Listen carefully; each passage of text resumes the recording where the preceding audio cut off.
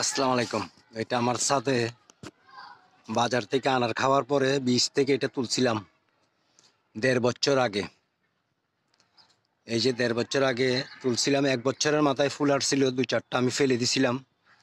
এখন মোটামুটি এখান থেকে আমি ২টা কলপ তুলতেছি। এই যে একটা কলপ দিলাম, এখানে একটা বের করছি, ওইটাতে শিকড় হইছে। এটা দুটো একসাথে দিছিলাম, এটা কেন জানি হয় নাই। এই যে এদিকে এটা কেন জানি হয় নাই, কিন্তু এদিকে আবার উপর আমি আবার কলপ বাইন্ধা দিচ্ছি। একটা নামায় ফেলছি, এখান থেকে নিচে রোপণ করছি। এই যে এখানে মোটামুটি ভালো ডালাম, এটা খুব বড় জাতের ডালিম। এটা আমি জানি না নামটা কি জানি, বাজার থেকে আনছিলাম, অনেক বড় ছিল ডালিমটা, সে কারণে আমি বীজ রুপছিলাম এখানে।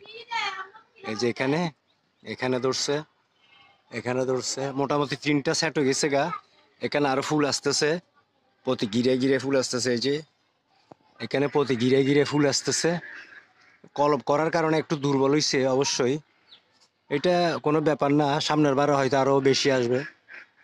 তো গাছ তো 3টা হয়ে যাচ্ছে, কারণ একটার থেকে একটা নামাই ফেলছি আমি, আর একটা এখানে কলপ দিলাম। আর ওই যে পেয়ারা গাছটা, এখান থেকে একটা কলপ নামাইছি আমি কালকে, এটা ভিডিও করতে আমি ভুলে গেছি। এই যে এই মাথা থেকে নামাইছি, নিচে লুকছি। এখানে কিন্তু 2টা ধরছে পেয়ারা, আমি পলিথিন করে দিচ্ছি। এগুলো অনেক বড় জাতের। এই যে গাছের রূপটা দেখেন, খুবই সুন্দর। এটা আমি নিজে বীজ থেকে চারা করছি আর কি। এই গাছ এগুলা বীজ থেকে চারা করছি, এগুলো অনেক বড় হয়। যখন বড় হবে তখন আমি আরেকটা ভিডিও দিব। আর পেয়ারাগুলো অনেক বড় হয়।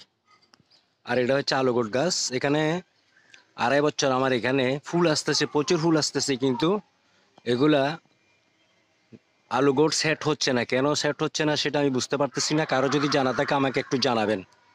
এই যে প্রচুর প্রচুর ফুল আসতেছে, প্রচুর ফুল আসতেছে, কিন্তু সেট হচ্ছে না, ফল সেট হচ্ছে না।